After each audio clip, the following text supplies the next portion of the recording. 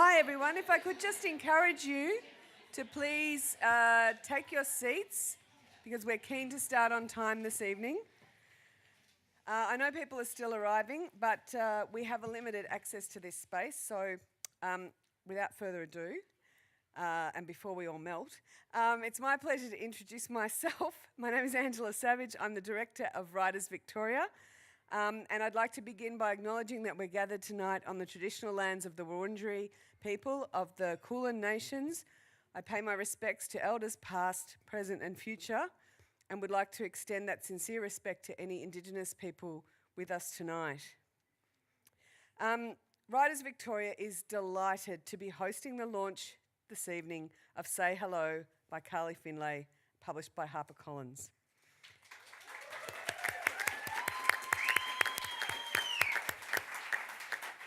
What an amazing celebration it is. Say Hello has been described as both a moving memoir and a proud manifesto on disability and appearance diversity. Carly is one of Writers Victoria's inaugural Writability alumni, and she's also worked as a tutor on our Writability program.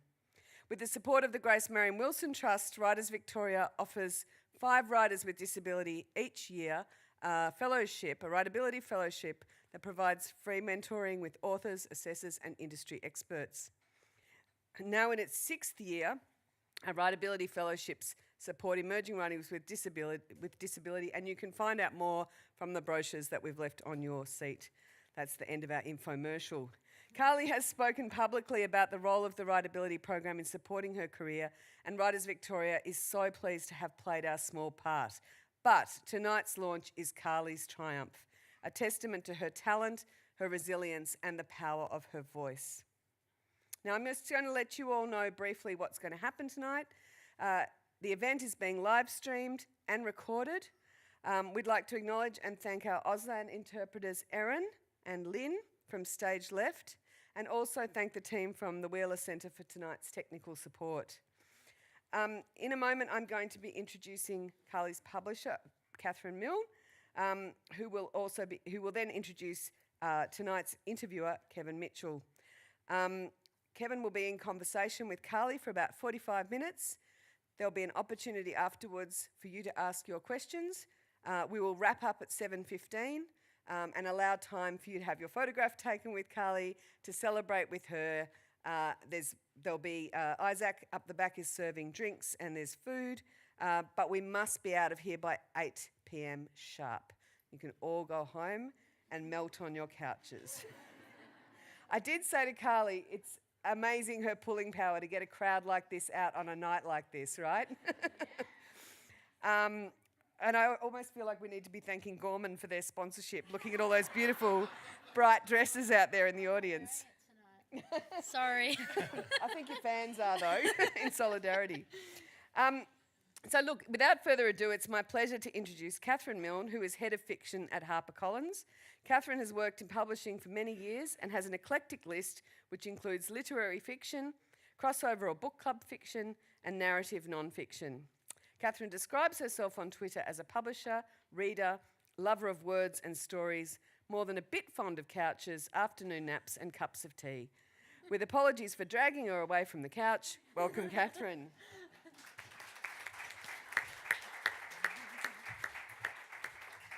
I really should look at that profile and give myself something far more like, I don't know, gung-ho and, anyway, I need to change that. But thank you all so much for coming tonight to this absolutely joyous occasion. I always think that a really good book launch is like a wedding, right? You've got so much expectation in the air, there's so much joy and there's happiness, there's great frocks, right? And there's usually champagne and good food and speeches, so what's not to love? This is a particularly joyous occasion, I reckon, and so it is. I am just so happy to be here at the launch of this book. It has been a hard 2 years coming. I think that it was back in early 2017 that there was a heated 5-way publisher auction for this book and Say Hello. I think we were just very lucky. So Carly, thank you very much for choosing HarperCollins. She might well have come to regret her decision to go with us when we mercilessly drove her over the next 18 months, 2 years. But I think that what we got out of it was better than both of us envisaged. We got something so strong and so good, and something that we are all so proud of. It was what we wanted and more. So can I tell you that this is a riveting book? It's riveting in its intelligence, its honesty, its power, and its humour. She is compelling about her disability, what it means to be disabled, what it means for her life, and what it means for us. I think in some ways, through her truthfulness and her honesty and the questions she makes us ask of ourselves, this book is about, in a sense, it's about being a decent, good human being. Now, somewhat counterintuitively, I will tell you what the book is not.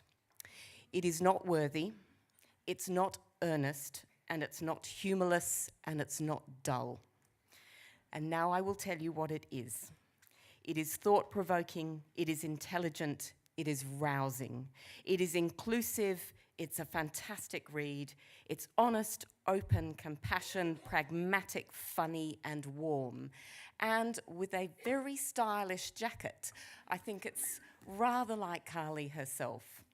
So, congratulations again, Carly. And I'd like you now to welcome the musician, Kevin Mitchell, and that's all he is allowing me to say. I think he is an international man of mystery, but for the moment we will call him Kevin Mitchell, musician. And Carly, and please, take it away. Good evening, everybody. Welcome to the book launch of Say Hello by Carly Findlay. Yes, my name is Kevin Mitchell. I am not a man of mystery. I merely have kept my background in the background today because it's not about me, it's about Carly, and it would also give away just how unqualified I am for the job I'm about to do tonight. But Carly invited me along to celebrate the launch of her wonderful book, and of course it's a great honour to be here. If people would like to live tweet or share thoughts about tonight's event on social media, they can do so using the hashtag #SayHello, and also we say hello to anybody who's out there watching on the live Facebook stream. Now, I met Carly at a gig more than 10... This already sounds a bit like a wedding speech, doesn't it? I met Carly at one of my gigs more than 10 years ago. And since that time, we've gotten to know each other. She's come to many of my shows, and I have in turn discovered her writing and activism and begun my education into the world of disability. It's been an absolute joy to watch her grow over that time and see her writing and her activism reach a wider audience and become ever bolder and more effective. Before long, I was seeing Carly pop up on my television screen and hearing her on my radio. And then just a few weeks, I discovered she now has more Twitter followers than I have. And Facebook. And she was quick to point out recently that she also has more Facebook likes than I do. So whilst, as I said, I do not feel qualified to be conducting this interview, I am nonetheless very honoured. I expect, well, I know all of you know who Carly is. Carly is a writer, a speaker, an appearance activist who for many years has been drawing on her experience with ichthyosis to challenge people's preconceptions about visibly different appearances. By writing about her day-to-day experiences in her blog, as well as for numerous media, Carly has educated those of us, for which I include myself, who have been previously ignorant to many of the issues surrounding disability, whilst at the same time providing a valuable resource and connection point for adults and kids who may be feeling alone or looking for hope. Of course, there is much, much more to Carly than what I've presented by way of this introduction, so let me now introduce you to the author of Say Hello, ladies and gentlemen, Carly Findlay.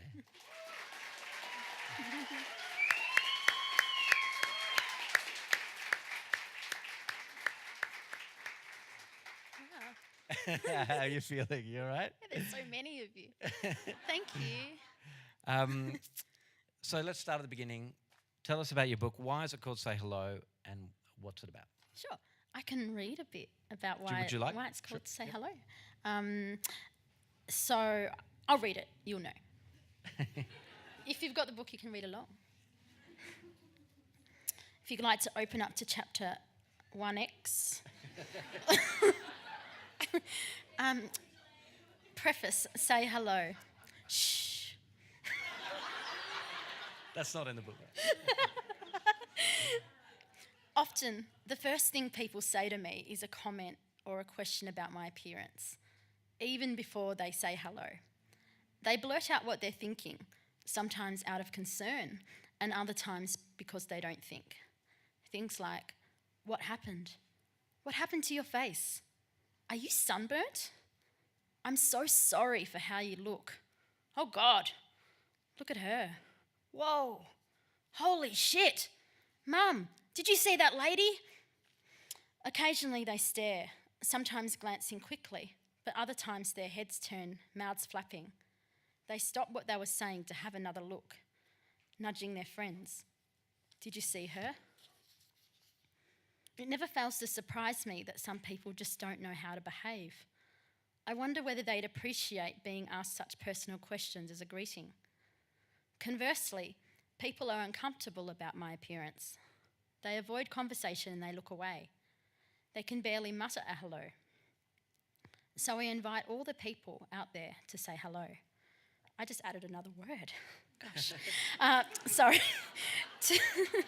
To drop their preconceptions, to say hello to someone they might be afraid of, and to see that I'm approachable, friendly, and ready for conversation beyond my appearance. To be clear, I'm not encouraging the condescending contact and smiles that are all about making other people feel good about themselves. Sorry, I totally stuffed that sentence up. I can read, I promise. To be clear, I'm not trying to encourage the condescending contact and smiles that are all about making the other person feel good about interacting with a disabled person.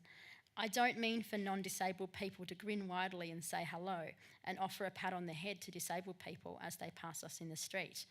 It's about meaningful conversations in relevant situations. I think when someone needs to engage with a disabled person, the first thing they should say is hello, not something inappropriate that they wouldn't once said themselves. I notice it, you see. I notice people treating me differently from the way they treated the person in front of me in a queue. I often receive a completely different reaction or level of service. People's expressions change when they see me. They place money on the counter rather than in my hand, and they seat me facing the wall in restaurants so I won't scare away other diners.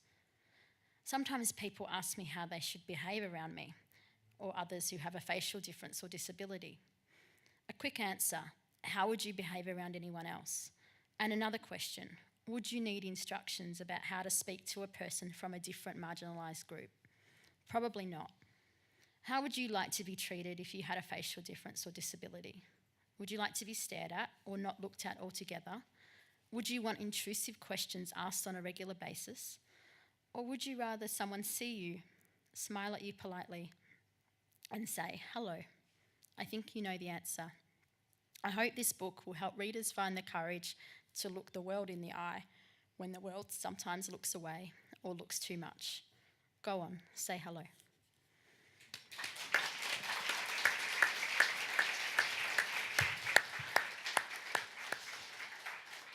So I guess I want to start with what was the initial spark of inspiration?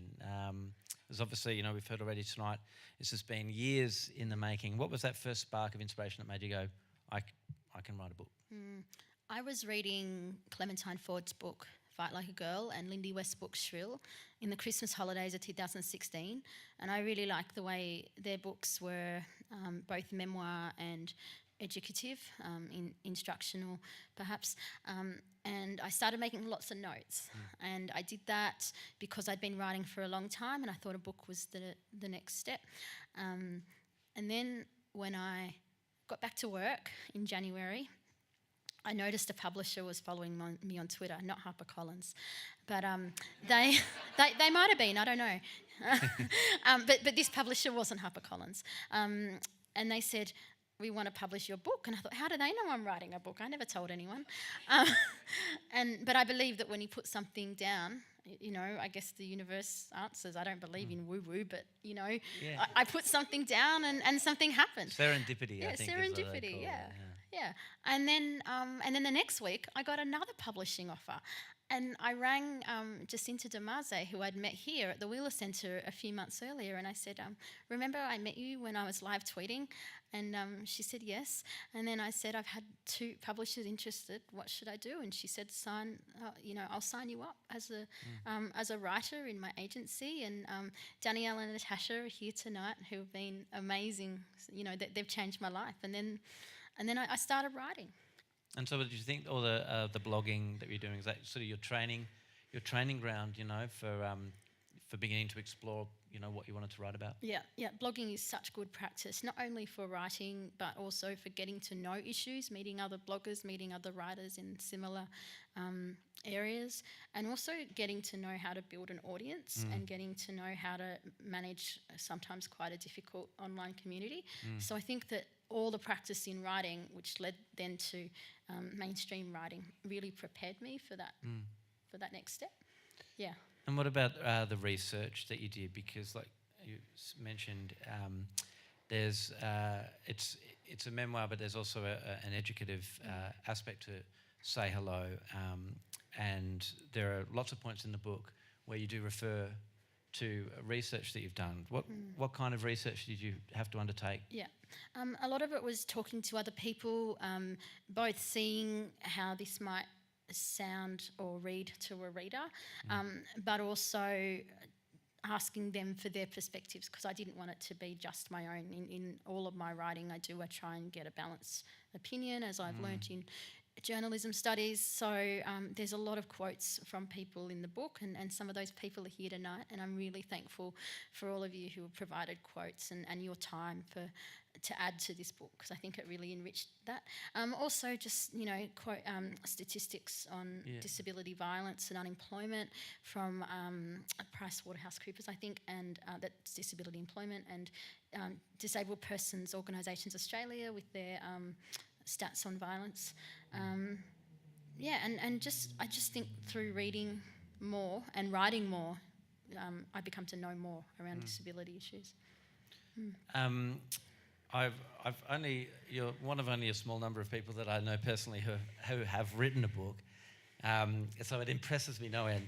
But they've all said about how bloody hard it is. It's the worst. And you know, and that's not the whole story. They also, you know, it doesn't end there. But there is a common thread about how bloody difficult it is writing a book. What was some of the... I'm going to drag you through the coals now, Carly. What were some of the most challenging aspects of writing Say Hello? Doing the 3rd edit during the Melbourne Fringe Festival, yeah, where I work. That was really hard. So that was hard. I think the structural edit was probably the hardest. So the structural edit is where I'd done the first draft and then the second draft, and then my editor Nicola sent me a list of suggestions where things should be moved and what things should be added to, and that was really hard because I didn't really know where to start, and it was really big. Also, and this is really embarrassing, and if ever you're writing a book, I do not encourage you to do this. I wrote most of my book on my iPad, and so there's a lot of scrolling. Like, you can imagine just how much scrolling's involved. And so only a certain amount fits in a small window.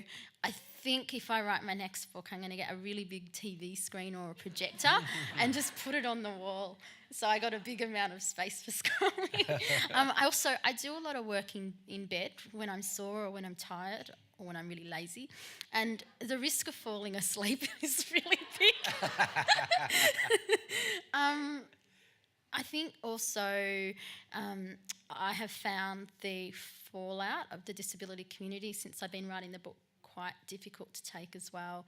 And I probably won't be very popular in saying this, but there's been a lot of tall poppy syndrome. And I really hope that through writing this book, I've opened the space for more people to write their book, not only to gain the confidence in writing, but other publishers can say, we want to take on other disabled writers because, you know, our voices are valuable.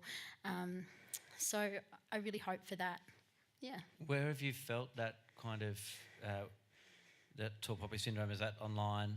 Yeah. For your online community? Yeah, mostly online, but yeah, it's been a bit of a lonely ride, I would say, as well, because there's lots of people I would have wanted to bounce things around with, but they're not here anymore. So, well, they are here, but they're not in my life. Yeah. So yeah, it's been tricky. Yeah. But about? But widely, the wider writing community has been amazing, and just the response, particularly in the last month, it's been incredible. People are so excited, and I think, as I've written in the book, maybe I need to revise this in the reprint, but I did write in the book that more people were stopping me to say, have you been on You Can't Ask That, than to say I'm sunburnt, which is great. But now lots of people are stopping me to say they read my writing or they're excited about the book, so that's really nice. Maybe some of those people might come around if they read the book. Yeah, I hope so. I really hope so, yeah. What about the positive? What about the positive stuff? I mean, we talk about the editing, and your publisher mentioned it before.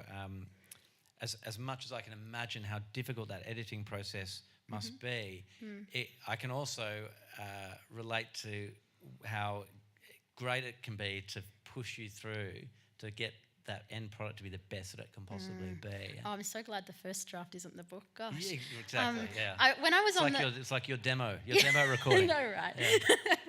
When I was on the plane, Mum said, we went to Hoi An recently, and Mum said she wanted something to read, and I said, I'll just airdrop you my book. And I realised I only had my first draft on my iPad. No. I said, I'm not going to send you this one. She got it, the final one. Have you read it yet, Mum? She's like me, she's probably still trying to figure out how that all works. Airdrop? Sorry, Mum. In terms of I mean, I had such amazing support, both from Jacinta's team, Jacinta and Danielle especially, but also the team at HarperCollins. They've been amazing. I think they've sent me flowers 3 times this year, which has been really lovely, and but really gentle. And the editing process has been incredibly lovely, and Nicola has been amazing. I really love it in the margin when she'd say, I love your mum, and then in the next paragraph, I love her even more, I'm such a fan. And then Mum's going to have her own fan club. But also she said a lot of, and sorry, I know there's some children here, but she said a lot of fuck yeah or oh fuck in the margins as well, and that was really nice that she got it. A lot of the time I feel I really have to justify some of the ableism that happens, and I really found that Nicola especially and Kathryn, they really understood where I was coming from, and didn't make me explain unnecessarily. Who do you hope Say Hello reaches? What was the audience that you had in your mind as you were, during this whole journey, but obviously in the last couple of years of writing the book? Yeah, I've got 2 audiences in mind. I wrote for people who are disabled, who have ichthyosis, facial differences, and chronic illnesses, and I think I've mentioned, as I said, a few people contributed paragraphs in the book, and I know that there's a woman who may be in the audience tonight, Caroline, who's mentioned in the book a few times, and she shared her story, and I think that I wrote that for someone like Caroline or like someone else with ichthyosis who waited so long to find anyone, and I really hope that person who reads it can feel less alone, that there are people out there that get them, that have experienced this. But I also wrote it for a non-disabled audience as well, because I feel that there's still so far to go with educating, and there's the idea that we have to be constant educators all the time. I was at a thing last year where a man came up to me and he mansplained me a bit, asking me what degree I had, and then he didn't even know my name. He said, "Oh, I'm really a big fan of your work, Cindy." I thought, "Oh, thanks."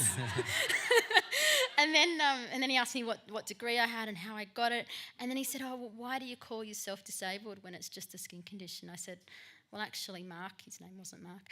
I said, it's not. And then I said, "And actually, I don't want to answer this now. I'm having a drink. Just go and buy my book next year." So I kind of want to do that as well. I want it to be a bit of a research, a one-stop resource for people to read. Yeah. Yeah. And what about the responsibility that you feel when you're writing and speaking about your life experiences? Because you mentioned it to me before about the, and I can't even imagine about the pressure of having to represent this entire community of people, all with such a diverse range of experiences and backgrounds.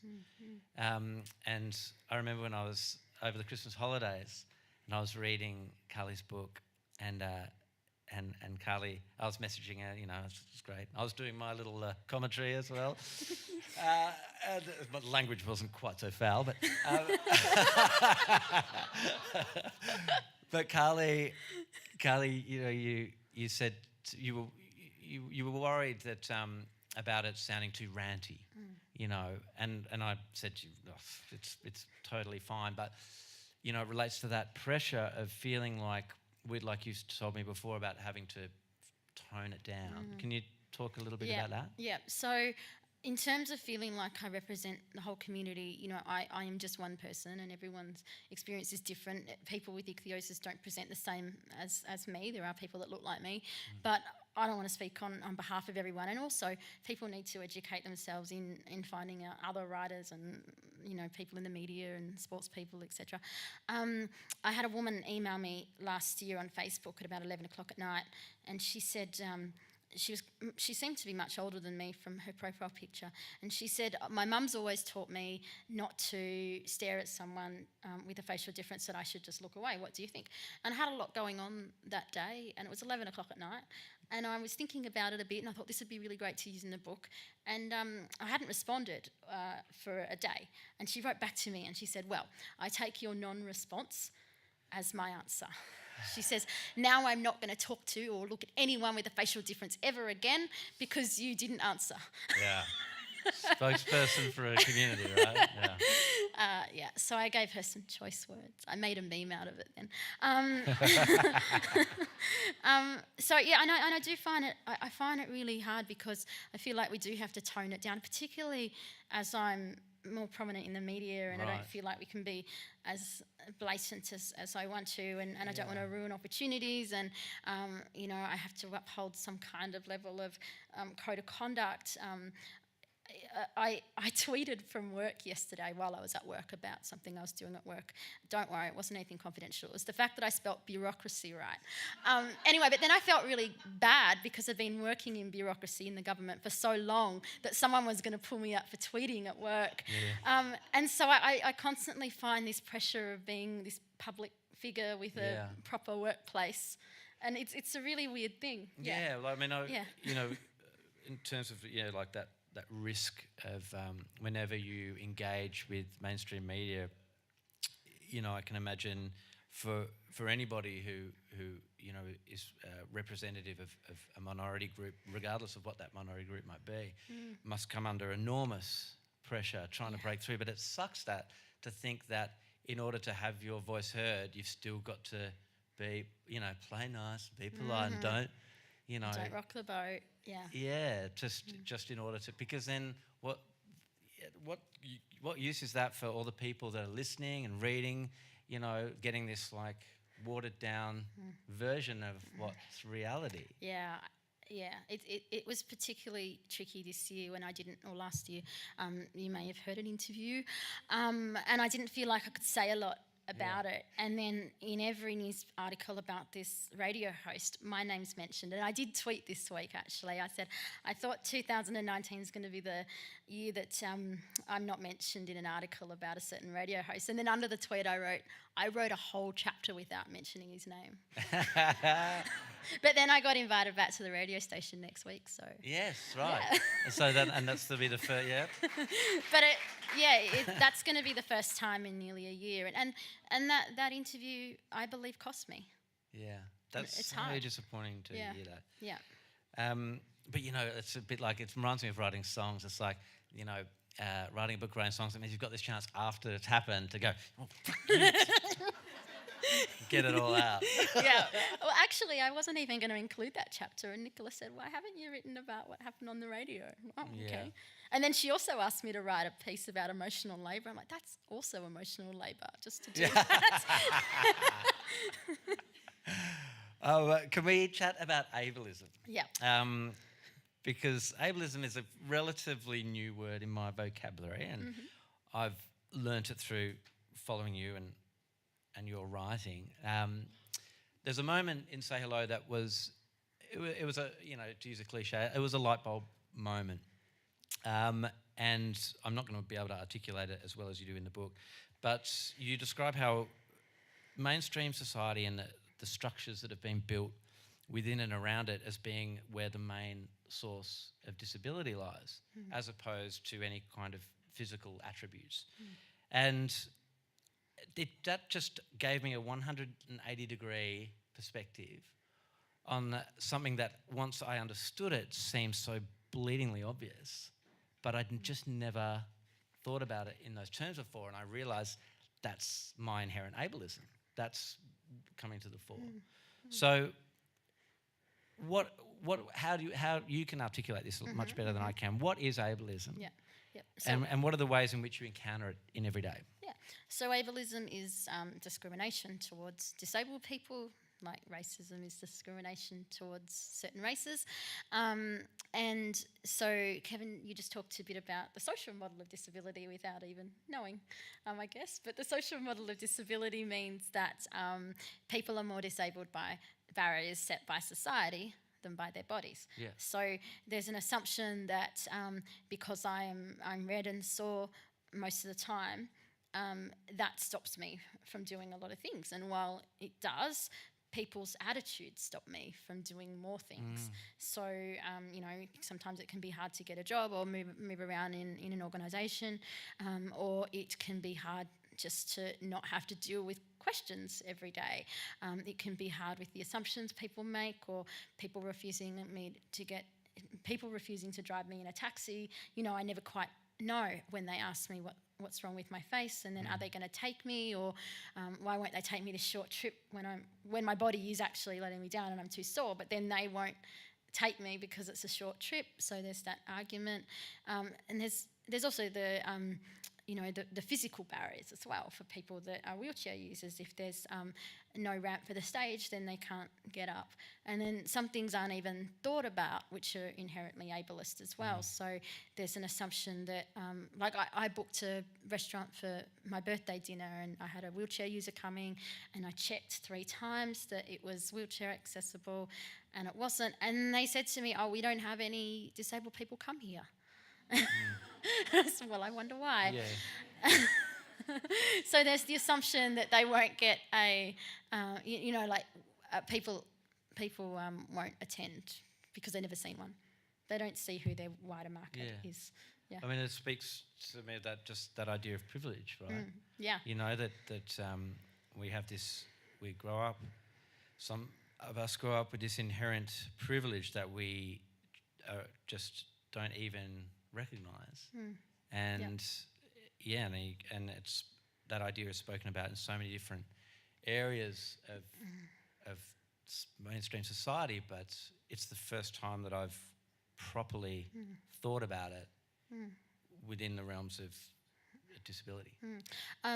I wrote in the book a bit about a person, a girl that I went to school with in primary school, and she had a different type of disability to me, and I didn't recognise that I was disabled then because I didn't have the same kind of impairment as she did, and I also didn't have the same kind of classroom support that she did. And I was saying to a friend the other day, I remember this girl got a computer to help her write, so that made her, I guess, overcome the barrier of not being able to use a pen or a pencil, and so she had this computer. Yet all the kids used to tease her because she had a computer, or she was. They thought that she was very privileged. And my friend the other day said, "But no one explained that to us. No one explained why she needed it to get over those barriers created by society." So, yeah. Why is it important? You talk a lot about this in Say Hello, and I want to talk about it now. Why is it so important for you to have control over your own story and how that story is told? Yeah. So if you Google ichthyosis, you will see the most horrendous headlines. I do a lecture every year for Melbourne Uni, and I did one in May last year, and I Googled a number of headlines, and they were horrendous from 2017, 2018, and, they weren't even so far in the past where that language was justified. They were very contemporary. Things like, and I'll paraphrase, but a mother said that her child feels like she's petting a snake. People were dehumanised by called snakeskin woman or mermaid baby. There was stories about how someone would be really self-deprecating with their internalised ableism, and that would be used as a headline. So the headline was, "We're two rejects who found each other." And in that article, the partner was talking really disparagingly about his wife who had ichthyosis. So I wanted to change that. And this kind of media has been going on for many, many years. And so when a new parent Googles ichthyosis after their child's been diagnosed, which is generally at birth, that's what they see. That's what they see. Yeah. And I hope that through changing the media, they see someone like me, or they see someone that is more positive and a better representation. My parents never put me in the media when I was younger, and I'm so grateful for that. I see parents constantly putting their children in the media. I keep getting, I have a Google alert for ichthyosis, and I just keep getting the same baby popping up, and I think, she's in People, she's in Fox News, she's in, CNN, and also awful media that say that her skin's like a snake, and that and it's not only the media, it's the commentary around it, the social media users that are commenting, and there's awful things said about kids with ichthyosis. And what if they read these things? Then they're just going to think this about themselves. So that's why I want to change the story, and I want to take control. And I get asked a lot about shows, to be on shows like Embarrassing Bodies, Bizarre Body, and anything that says that my body's awful, the show title, it's just terrible. And in the book you'll see there's like this checklist that I've developed that you can ask the media, and I've sent them the checklist when they ask me if I want to be on Bizarre Body, and they come back with, "Sorry, we'll leave it now." And, even with the media around this book, I've sent journalists 7 tips for working with people with disability, because I feel that things still go wrong. And so I want to tell my own story on my own terms, and I don't want some camera zooming in on me and showing weird bits of skin, or I don't want my words taken out of context, or someone speaking about me. I find it really awkward when someone describes how I look in an interview now. And in hindsight, I remember Stella Young, who I've written about in the book, and Stella was a Melbourne comedian and writer. She never used the name of her impairment, and she made that conscious decision. And sometimes I wish I had not have either, because I feel like every time I'm on radio, particularly radio, I have to justify why I'm there by saying this is how I look and this is why I can talk about it. But the host isn't talking about how they look, or the guest before me. Or their qualifications to be there. Yeah, right. And so, and even when people, I've changed my biography now in things, but sometimes when people introduce me, that's the first thing that they say. And yeah, I'm proud of this and I own it as part of my identity, but I just feel that it can overtake it. So, and I hope that people read this book and reconsider how they use the media, particularly around children, just to a little story. Last year there was a Channel 9 story about a baby with ichthyosis in America, and it had been syndicated all around the world. Yeah. And the Channel 9 story had a content warning before his face. And this baby was, not even a year old. He was a gorgeous little boy. And I made a complaint to the Australian Press Council. And I encouraged all my Facebook followers too. Yeah. I was friends with the mother on Facebook until that day. She unfriended me after I made a press complaint. A couple of days ago, I get this message on Instagram saying, "Hey Carly, we're from this little boy's social media team." The kid has a social media team. We need some help with increasing our followers. And I said, well, one, has he given you consent? And two, no, I'm not going to, because I put in a press complaint last year and this is the reaction I got. They've unfollowed me on Instagram. But when that story's told and it gets out of control, like the kid doesn't have any say in how. And they don't have any agency, right? No, they don't have any agency. Even an adult doesn't have an agency in how. This story's used once it's out there. And you talk in the book. You wrote about in the book also too a lot of children being photographed for like medical journals and things like that, and as another side of, I suppose that was is that something that still goes on, or is that a pre? Yeah, I'd say it's something that still goes on. I think it's a bit different now, but when I was a kid, I was often taken down the long corridor in the children's hospital, and it was really, Mum's laughing about that. Thanks for the empathy. And I was photographed for. And it was pitched to me as a cure. And I am so grateful to my doctors, and I know that one of them is here tonight, but I feel like I was used as a medical specimen, because often when you're in these medical situations, the doctors don't speak to you. They just take your photo. You're not sure where your photo will end up.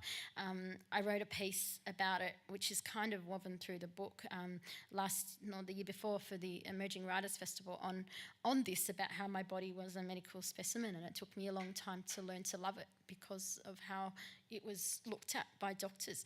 And I'm really glad as an adult I have the choice now if I want to be a patient, like specimen or not. I can just say no. So that's a good thing. Yeah. And with the parental thing, you talked as well about the idea of parental grief around disability, and why that kind of commentary is damaging.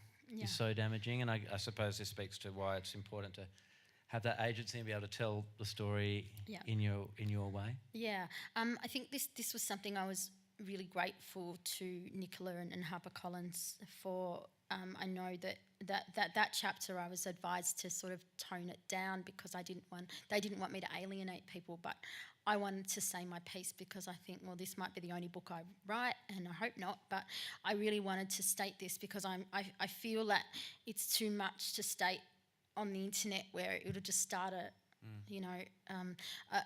comment war. But in short, I wrote about how parents often grieve over their children who are disabled or have ichthyosis while they're alive, but they grieve as though they're dead. They say things like, that the life they could have had, or if only life was different, or they sent that, like platitudes, like everything happens for a reason or something. And I've had parents say to me, this child will find happiness when they're in heaven. But what about happiness now? What about happiness on this earth? When I try and offer, I wouldn't say I'm rude, but I'm pretty matter of fact, saying, the condition itself will not get better, but life will get better. And when I've said that, I've had parents not want to hear that. They want to know that their child will wake up one day with perfect skin. But I hope that their child wakes up one day and feels love for themselves and feels confidence in themselves. And so I find that when a parent is grieving over a child and discusses it in the community, it damages the whole community. It doesn't just damage that child. So that's really hard to take, I think. So I think that there's hope. And in that chapter, there's like almost a whole page of disability activists that I've written that these parents who are grieving, who feel hopeless, can follow. Yeah.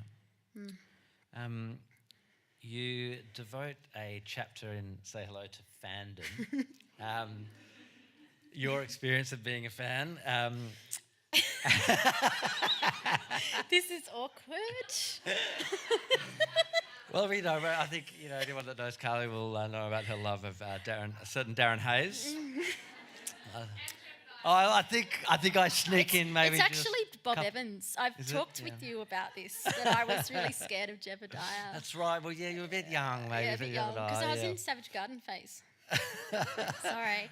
Tell me about why fandom is so important to you, and also to, what it feels like now that you have more Twitter followers and Facebook likes than me. That feeling of, it kind of coming full circle. Yeah. I just want to add, I thought about this morning. And in the book I've written a lot about Reddit, when my photo was misused on Reddit, and the worst comment, even above all those awful comments on Reddit, was, this is so embarrassing having to tell you this, it was, I know Carly in real life. She's so boring. All she does is talk about Darren Hayes and Bob Evans.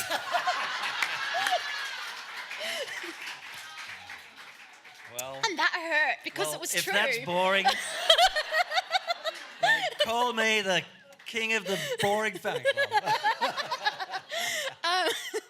So I've been a fan for years, and my dad over there is a big Liverpool fan, to the point where he will have to leave major events like my wedding early to go and watch Liverpool. And Liverpool was big in my life. I've never watched a game. How did I get through life without watching a game? Anyway, but I knew the words to You Never Walk Alone, because that was like a nursery rhyme. And I wasn't allowed chocolate because apparently it's bad for my skin. It's not. My parents lied to me. But they would give me records, and so, and we'd play records, and so I really got into what my parents were listening to, and then Kylie was my first big, Enjoy Yourself by Kylie was my first big album. Yeah. And then my babysitter, Simone, she was doing art from the TV, so she'd pause the video and paint. That was back in the 90s. You don't know what a video is? You might be too young. Anyway, so she'd pause the video and paint. And she was painting Jack Jones from Southern Sons. Yeah, he's yummy. Yeah. He is yummy. He was, right? And I feel really bad. I've talked to you about this. I was 9 and I had the biggest crush on Jack Jones. He was 18 at the time. So I calculated that, I could wait a while and we could marry, but we didn't. It's not your fault, Carly.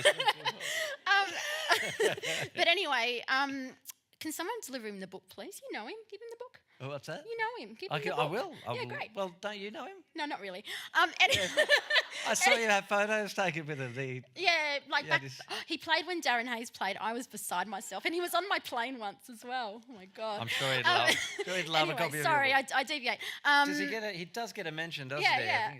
But I saw him recently, and he was incredible. I was so happy.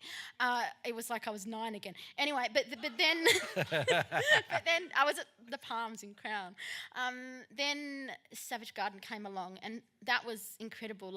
I was so lonely at school, but then I found this friend, Fiona, who I mentioned in the book, and Fiona was so different to me. Yet we bonded over Savage Garden, and we bought every single copy of TV Hits magazine. We stole newspapers from the library at school when they won their 10 arias. You were at that arias. I was. I've tried to erase it out of my mind. We didn't win anything. And that was really a big thing, because I took comfort in the lyrics, and Darren was so hot. And then he got a haircut, and he's even hotter. Anyway. But it's like it's a source of connection though, yeah, right? right? I mean, and perhaps, and I don't want to speak for you, but, music has that ability, doesn't it, to give you a connection to the world, to other people. And I felt so not alone, and I felt like, I was in touch with all these fans from around the world and had pen pals, and then I met Darren, and I don't know, it's fine. But the first time I met him, I was really disappointed because I'd built it up and I was 21 or something and it was really, really short. But then the second, third times he's kissed and hugged me from the stage. It was amazing.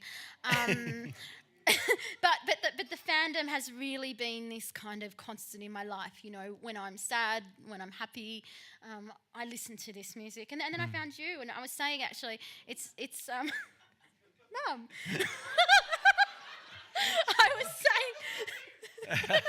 I was saying that it's 16 years today since I moved to Melbourne, and which is amazing, and I'm here, and that's incredible. But I moved back to Albury for a little while.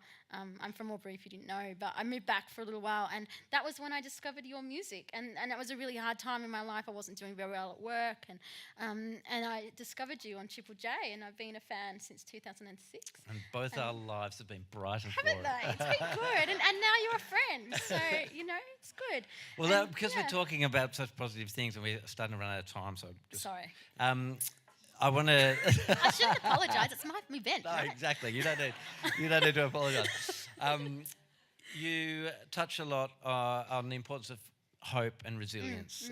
So, what are some of the positive experience with regards to community that you've been involved with, in both as a participant but also as an organiser? Yeah. So through writing and through developing a profile, and I feel like I can have that community both online and offline, and I think there's been some amazing things that have happened through meeting people, and as we didn't touch on before, but the fandom has kind of come full circle where I have fans now, which is really nice and weird. And people draw me. I get sent a lot of drawings, which is really lovely. So there's that, but also the events that I've run. So last year I ran Access to Fashion, and we had 19 models who were all disabled, and we participated in Melbourne Fashion Week, and that was the first of its kind in Australia, and that was amazing, and it received so much media coverage, though not by Melbourne Fashion Week.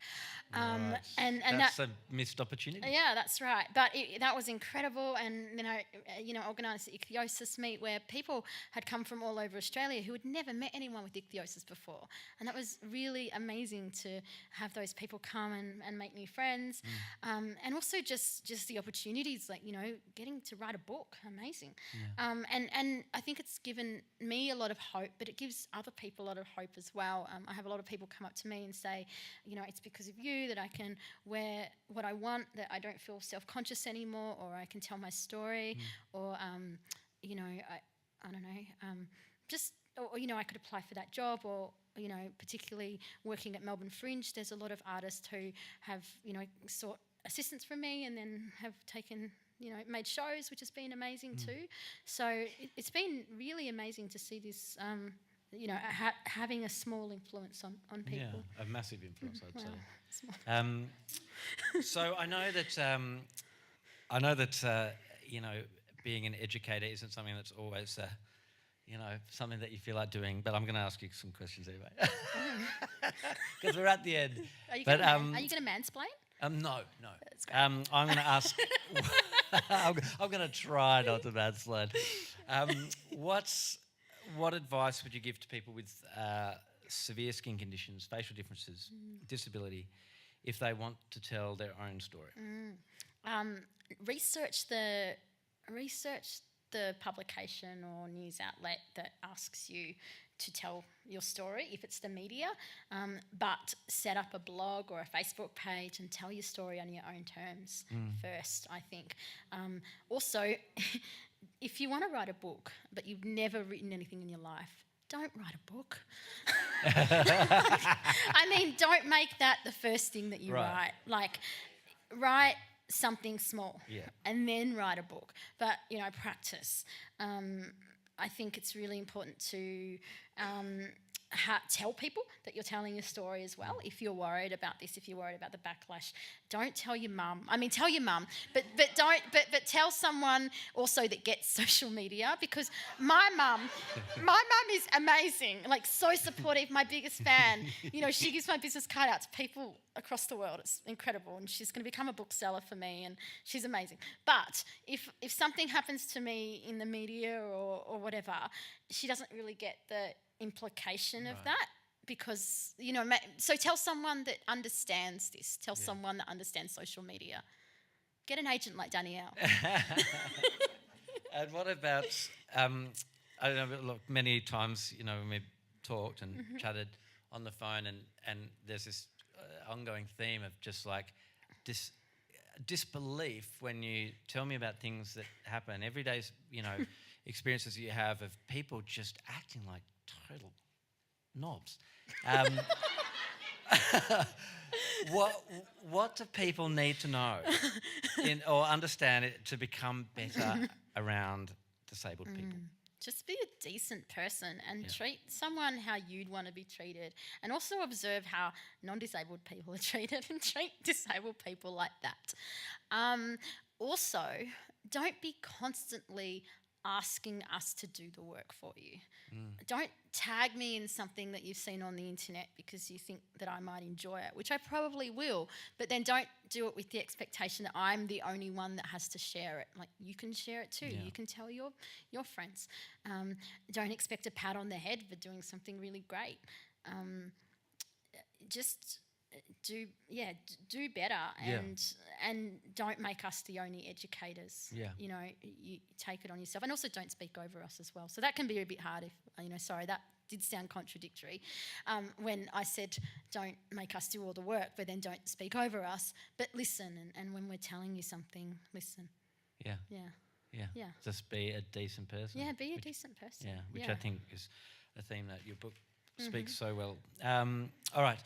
We're going to finish up, if we can, with a bit of a good old-fashioned Q&A. Now, that means, obviously, both of us, we all need to work together to make this happen. Do we have a roving microphone? We do have a roving microphone. If anybody would like to ask a question or share a story, please don't be shy. Feel free to ask away. We'd love to hear from you. We've got a hand. Yeah. We have a brave person up the front with their hand up. Thanks. Hi, Carly. Well done. Congratulations. Thank you. My name's Jenny. We've met a couple of times through our activism. I've got a son with a chronic disability, and I often think that people try to teach my son to mould himself to the world. And what I've learned from you is that the world should accommodate him more. And I know that's what the book's about, but I'm just interested if you've got any other ideas about how to get to a place where people don't expect people with disabilities to mould themselves to able-bodied people when it should be the other way around. Great question. Well, firstly, I think it's really important to not apologise for your disability or the way you look. I spent so much of my time doing that, and I wrote in the book that it was at Stella Young's memorial that I realised I'd got to stop apologising, because Stella wouldn't apologise. I was hugging her sister, and I left this massive face print because of my ointment on her jacket, and then I apologised, and she said, no, don't worry about it. And then I wrote this piece about how I've been apologising all my life because people have made me feel like I should apologise, that I'm leaving skin somewhere, or I'm getting places oily, or I'm taking time off work that means that they have to do my job, and I spent all this time apologising, and it was so much easier to stop doing that and just making people realise that this is the way I have to live my life. Also, I think that there's so much pressure to, like, particularly when you've got a facial difference, there's so much pressure, or ichthyosis even, to wear makeup and to cover up because society expects that of you. But if you just realise that the world's not going to stop if you go out with your natural, beautiful face. people have to deal with it. I got a message from this lovely person on Instagram this morning to say, that she's found me and that because of me she's been able to tell a story. And then she said, "This is my real face." And I felt really bad that she even had to say, "This is my real face," because she should show her real face all the time. It was so lovely. And I said, you don't need to wear makeup to cover up. You're beautiful and the world should see that. So I think just knowing that you don't have to change and you can be yourself is a really important thing. And it's easier as well to love yourself than to hate yourself, Yeah. Another question? That was a good question. Thank you. Yeah, great question. Anybody else? I think there seems to be Hi, Carly. Hi. What do you think is a good way to react to the use of inspiration porn in social media, and also how to respond to those infuriating questions that you get from people upon first meetings? Great question. Two questions. So the first thing, inspiration porn, Stella Young coined that phrase, and it means the objectification of disabled people for the benefit of non-disabled people. So things like those Facebook memes that say the only disability in life is a bad attitude. Things like stories around disabled people just getting on with life but being seen to be an inspiration. Also things like non-disabled people doing favours or some goodwill for disabled people and then making a news story. I think by linking to Stella's work and other people's work, that's a really good thing. If it happens online, if it happens in social media, that would be really useful. Just telling people, making them think, have they given permission to share that story or have their photo taken, is a real good kind of mind jogger for people. And then I noticed that people stop sharing those when I've said that. Do you think that person has given permission for their photo to be covertly taken? In terms of stopping the questions when you're, if being asked about your disability is the first thing that you are asked when you meet someone, I often say, well, that's a really rude question. Do you say hello before you ask that question? Or sometimes I ask that question back to them in a different way, which they don't know how to take. But be really blatant and say, I don't want to discuss this, or that's really rude. Do you think that's polite? Sometimes I'm really happy to talk about my skin on, if I'm in the right mood, but other times I don't want to. I just want to get on with my day and do what I'm doing. Yeah. Another question? Hi, Carly. Hi. I was just wondering if, and I suppose it's something that I deal with all the time as a musician who's hard of hearing. Mm-hmm. A comment I get all the time is, "Oh, you've done so well to do this despite your body not letting you do this." And so I suppose, I guess it relates to inspiration porn, but the whole narrative of you triumphing over your own condition. How do you react to that or deal with that mentality? Yeah, I think you're right. I think that there's, especially around the Paralympics, for example, there's that narrative that people are triumphing over their own body, and these Paralympians are amazing. I mean, and people like Dylan Alcott and Kurt Fernley are incredible because they've worked hard and they've learnt to adapt their body in a different way to maybe what they're being expected. In terms of me, I get low expectations all the time, like, oh, it's so great someone like you's out there working, or, they might be surprised that I'm married, or they might be surprised that I've been educated. And I think it's just about going about your everyday life and proving those people wrong, and just by existing and being having some sort of representation shows that we are not defying our bodies or the expectations of us, but defying these low expectations of people. I think that's a really good thing that social media does. That it often allows us to be represented in a real natural way. Like lots of people are just having photos, doing their own thing, at work, or playing sport, or having fun, or with their partner, or out, playing sport. So I think just by existing, you can show people that you're defying their low expectations, not defying your body. Yeah. I think we've got time for maybe one more question. If anybody else has one. I think there's someone down the back. Hi, Carly. Hi. Yes, fangirl, Kate Stone Matheson. Oh, thank you. Hello. We talk a lot on Twitter, and you handle some of the anger that comes out on Twitter incredibly well. I do not.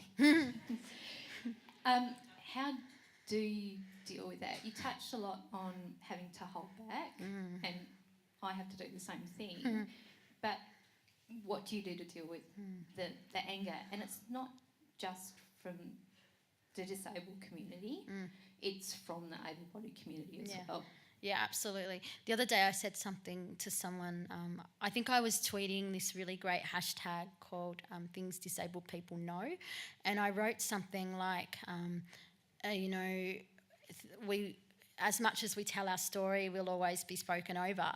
And I think that was paraphrasing. And then I had someone that was constantly asking me to explain something, and then I told them to Google it. And then they said, well, this is what I got when I Googled. And then I said, and then they were really, really rude.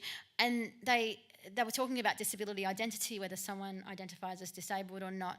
And they told another author, they said, well, you identify as a ham sandwich, just go and do that, I don't care anymore. And I wrote back to them and said, you're being really, really rude, I'm disengaging now.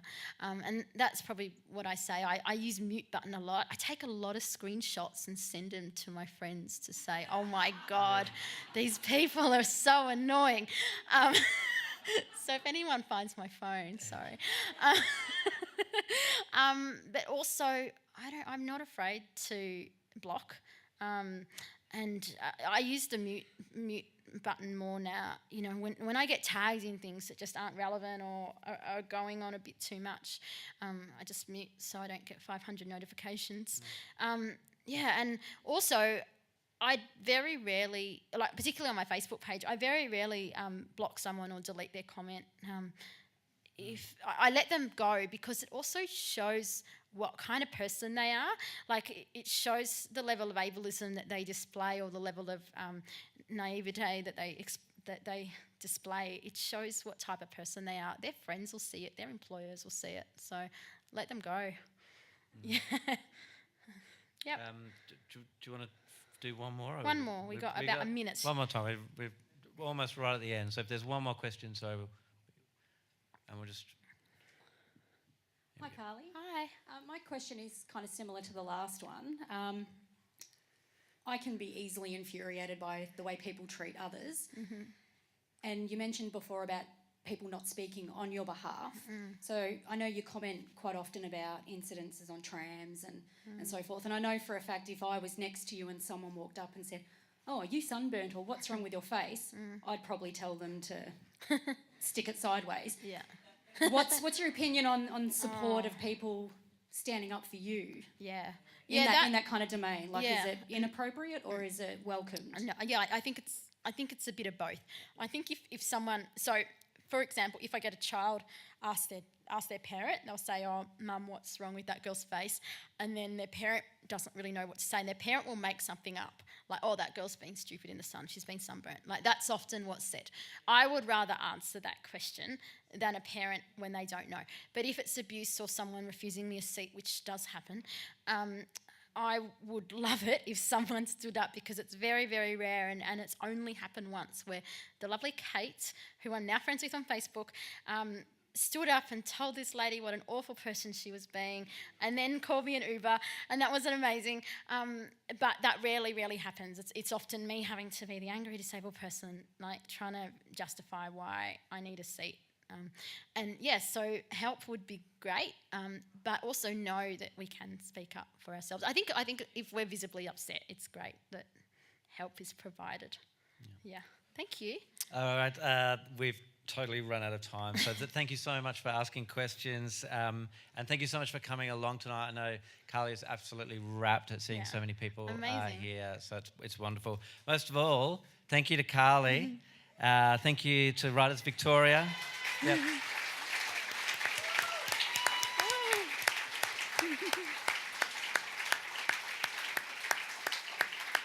Thank you to Writers Victoria, HarperCollins. Thank you to Lynn and Erin, our Auslan interpreters. We hope you've enjoyed our discussion. If Carly telling her story has encouraged you to tell your own, then you might want to submit to the Growing Up Disabled in Australia anthology that Carly is currently editing. How can people find out about that? Yeah, so Black Ink Books are running the Growing Up Disabled in Australia book after I pitched it. So second book deal in a year, which is great. and I'm editing it. And we welcome submissions from people with all types of impairments, disability, chronic illness, mental illness. There's lots of details on my blog or the Black Ink website as well. Submissions close on the 31st of May. Great. Yeah. Also, I got some people to thank. Please. Is that okay? Of course. Okay. Sorry, I feel really apologetic. So I really want to thank Readings for supplying the books. And thank you for buying them as well. To everyone that's come, that's amazing. Thank you. It's like nearly out the door. Plate Got 8 has done some amazing catering. So eat, and I will be getting a plate because I'm starving as always. To Danielle, Natasha, and Jacinta from Jacinta Demaze Agency Management. To my mum and dad. They're amazing.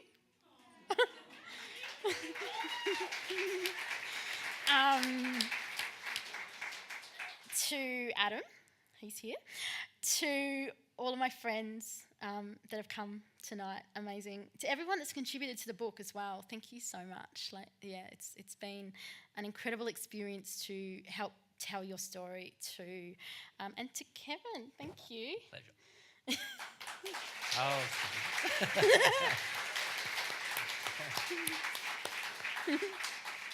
Also, all of your books are signed.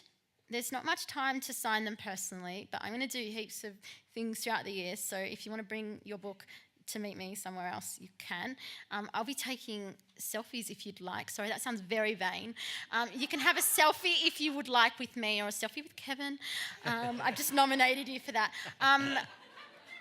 One of the things that I've realised is I really have to set my parameters around my own health. And this past year, I've been shaking so many hands. I don't want to shake hands anymore. So let's do selfies, not shakies, because handshakes make me a bit sore. So anyway, that was a long-winded thing, wasn't it? Ladies and gentlemen, Carly Findlay. Thank you. And a book, say hello.